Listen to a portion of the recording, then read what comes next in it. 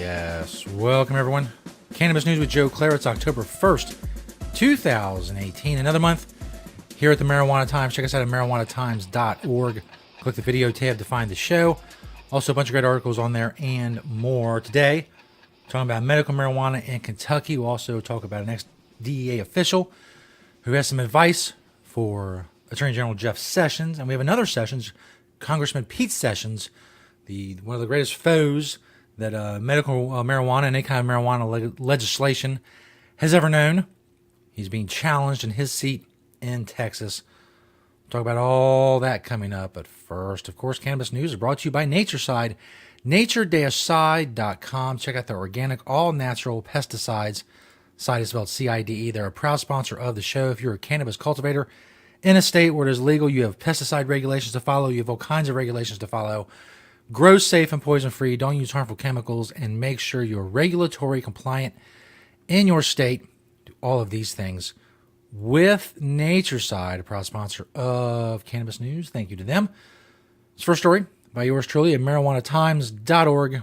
The frustrating path to medical marijuana in Kentucky. I got a chance to talk, and I'm probably going to butcher his name, but Jamie Montalvo. No, I think I did that well. Jamie Montalvo. He's the executive director of Kentuckians for Medical Marijuana. He's also one of the founders. I talked to him about basically the 4-year history of Kentuckians for Medical Marijuana, his thoughts on the chances for legalization, his thoughts on the path it has taken to get here, which has been a very slow and monotonous one. As I point out in the article, Kentucky's a rough area demographically. I mean, Trump won Kentucky by 30 points. There's a lot of rural area. There's just a couple urban centers, and the rest of it is basically just farmland and the mountains in the eastern Kentucky. So there's not a whole lot of urban area, not a whole lot of people population-wise. When it comes to the totality of the state, of small percentages in any kind of urban area, most people live in rural areas, small towns, farms, and the like.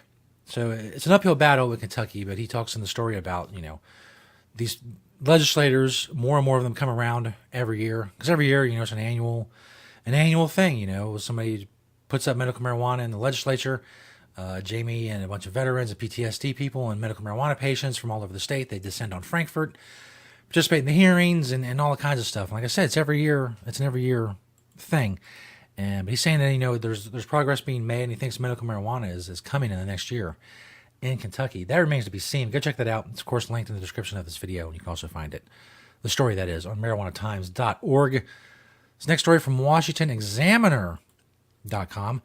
Ex-top DEA official asked Jeff Sessions to investigate video of Elon Musk smoking marijuana. Of course, you've probably seen that by now. He took a hit, either an inhaling or a non-inhaling hit, whenever it depends on who you believe.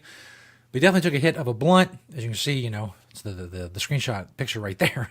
And a lot of people had a problem with this. Apparently, there's been grumblings about the fact that SpaceX, which Elon Musk is the CEO of, they have national security clearance, and he's smoking weed, and it's a federal crime, obviously. Mike Vigil, he led the DEA's global anti-drug operations. He was also chief of international operations. He's a 31-year veteran of the agency. He spent 18 years abroad, including several years in Mexico and Colombia, investigating cartels that became the subject of his 2014 book. Now he's a problem with Musk. He says, aside from being a violation of federal law, federal defense contractors like SpaceX are subject to higher standards and must abide by additional laws and regulations governing their obligations to ensure a drug-free workplace as a condition of receiving billions of dollars in taxpayer funding. Look, I get the argument. I do. National security. He gets a ton of funding from taxpayers funneled through the government. That's where a lot of his contracts come from. They signed a huge contract with SpaceX to launch, satellites or whatever. But at a certain point, we have to get down to brass tacks here. It's just a guy who took one hit poorly. He clearly showed that he really doesn't smoke marijuana. He's not a stoner. He's not a pothead. He took a hit because he's sitting there. He's drinking whiskey. He's feeling good. He's talking to Joe Rogan. It's a cool, nice, relaxed atmosphere. Joe Rogan was smoking a blunt. He's like, hey, let me try that.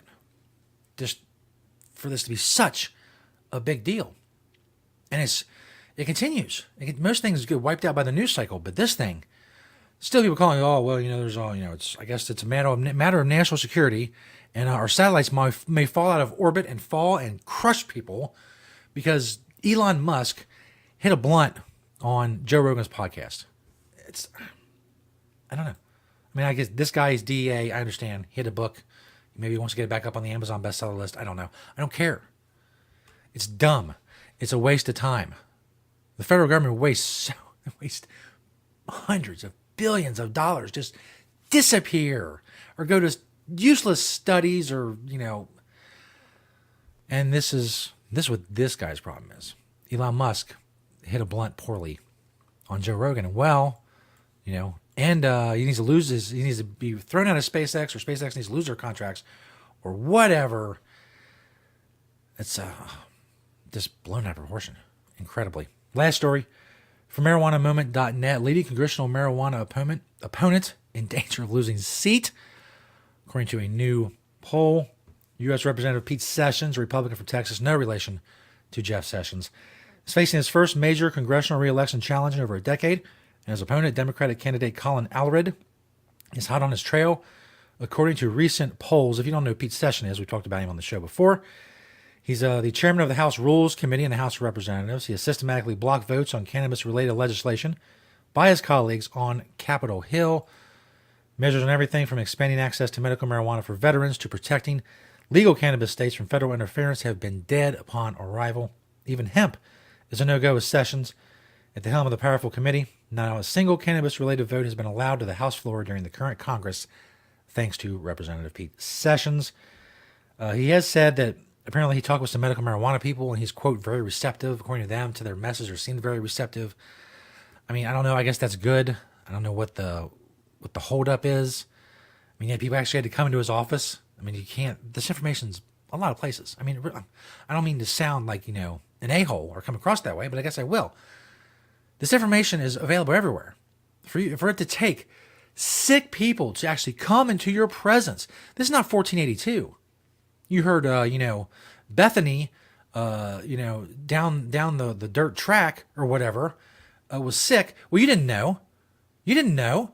You had to go see her, or she had to come see you. And then you knew, hey, you're sick. These people are sick, but apparently he couldn't, and medical marijuana helps them, but he couldn't figure that out, until, not that it's done any good, as has been pointed out.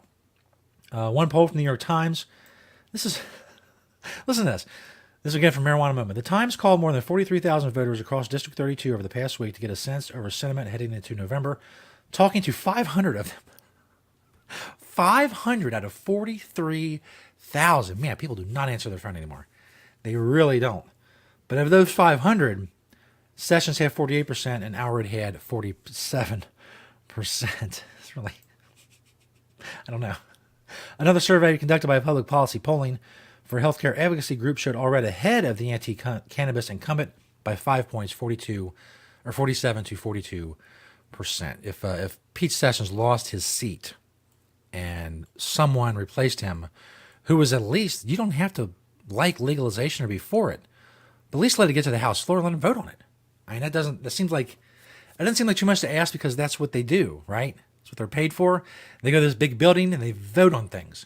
And that's what they should do with marijuana. And then if it loses, then, well, we go back to the drawing board and try to get more votes. But just for this guy to say, no. You could have 400 votes. I don't care. It's not going to the floor. That's ridiculous. So hopefully he's replaced by this Allred guy. And, whoever the new chairman is of the committee, depends, of course, who takes the House.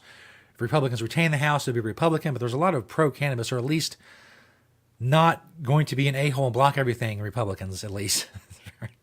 I should say, that they could take the chairmanship. We'll see. It's going to shake out this November. Depends on how the House votes, how the makeup of the House looks after the midterm elections, if Pete Sessions is still there. All of it very much up in the air. We'll continue to cover it and more here on Cannabis News. Thank you to NatureSide, nature-side.com, and their organic, all-natural pesticides. Thank you all for liking and sharing and commenting on the videos. Find us on YouTube, of course. Search the Marijuana Times. You can search us on Apple Podcasts as well for the audio-only version of the show. Keep spreading the truth about cannabis with this show. And we'll see you next time right here on Cannabis News.